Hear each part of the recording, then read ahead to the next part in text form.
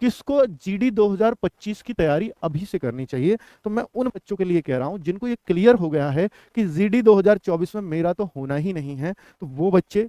दूसरा, जो उन स्टेट्स के बच्चे जिनकी यहाँ कट ऑफ बहुत कम जाती है, स्पेशली वो बच्चे जो जैसे उत्तर प्रदेश, बिहार, राजस्थान, हरियाणा, इनको अगर मैं छोड़ दूं तो बाकी स्टेट्स में ऐसा है कि भाई आपको अपनी स्टेट पुलिस के लिए ज़्यादा मेहनत करनी पड़ सकती है, लेकिन इसके लिए कम मेहनत करनी पड़ेगी। लेकिन जो मैंने स्टेट्स के नाम लिए ना, इन स्टेट्स में हो सकता है आपको पुलिस की नौकरी आसानी से मिल जाए और ये नौकरी थोड़ी सी ज़्यादा मेहनत में मिले, क्योंकि यहाँ कट ऑफ थोड़ी सी हाई जाती है इन स्टेट्स में।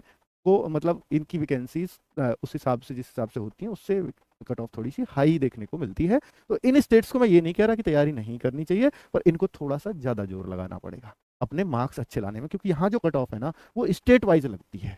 वही यूपी के बच्चे यूपी में ही फॉर्म भर सकते हैं और यूपी की ही वैकेंसी के लिए फाइट कर सकते हैं। अब वेस्ट बंगाल का बच्चा वेस्ट बंगाल की वैकेंसीज के लिए फाइट करेगा, असम का बच्चा असम की अलग वैकेंसीज है। इन 25,000 में असम की कितनी वैकेंसीज पहले से ही फिक्स कर दी जाती हैं और वहां सिर्फ असम का बच्चा ही उनको देख सकता है। अच्छी बात यह है कि भैया असम की मेरिट ऐसा हो जाता है कि जैसे 180 क्वेश्चन आते हैं, 160 मार्क्स के होते हैं, या असम असम की मेरिट 160 में से 80 पे ही चली गई या 90 पे ही चली गई।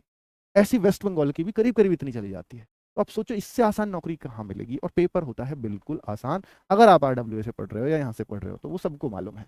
किन बच्चों के लिए जीडी में नौकरी लेना आसान है, मैंने बता दिया कि भैया इन 3-4 स्टेट्स को छोड़ दीजिए, बाकी बच्चों को जीडी में नौकरी लेना आसान है। लेकिन मैं इन स्टेट्स वाले बच्चों से भी कहूंगा कि इससे बढ़िया नौकरी इसलिए नहीं है आपकी स्टेट की, क्योंकि आपकी स्टेट के तो पेपर ही इतने लीक हो जाते हैं और फिर ये नहीं पता होता कि पता नहीं कब वैकेंसी आएंगी या कब नहीं आएंगी, या कब वो एग्जाम होगा या कब नहीं होगा। अगर एक बार वैकेंसी स्टेट की छूट गई और हमने पूरा मन उसमें लगाया हुआ है और हमारा वो उसमें नहीं हो पाता है, तो फिर हो सकता है वो 5-6 साल बाद नौकरी देखने को मिले, जैसे यूपी में हुआ था।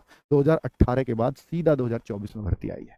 ठीक है, तो बीच में ओवरेज हो जाएंगे बच्चे। तो इसको अगर टारगेट करते रहोगे तो ये हर साल आपको मौका देती रहेगी। कोई बात नहीं, इस बार नहीं, अगली बार मैं पक्का ही इसको निकाल लूंगा, इतना विश्वास हो जाता है। अगर आपने तैयारी की है, बहुत मन से तैयारी की है, इस बार नहीं हो पाया, तो इतना आपको यकीन हो जाएगा कि यार मैं बिल्कुल मार्जिन पे रहा हूं या मैं 2-4 मार्क्स से रहा हूं, अगली बार तो 100% निकाल लूंगा, चाहे वैकेंसी कितनी भी आओ।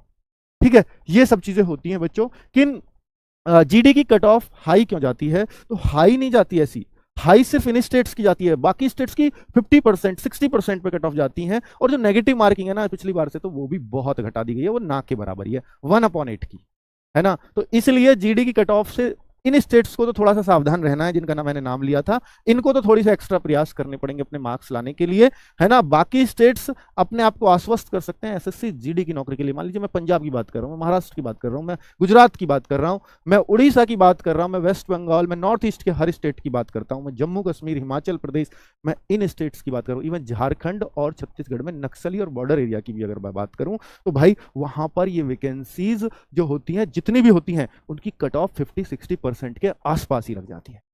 और जहां नेगेटिव मार्किंग ना के बराबर हो, वहां आधे नंबर लाना बहुत मुश्किल काम नहीं।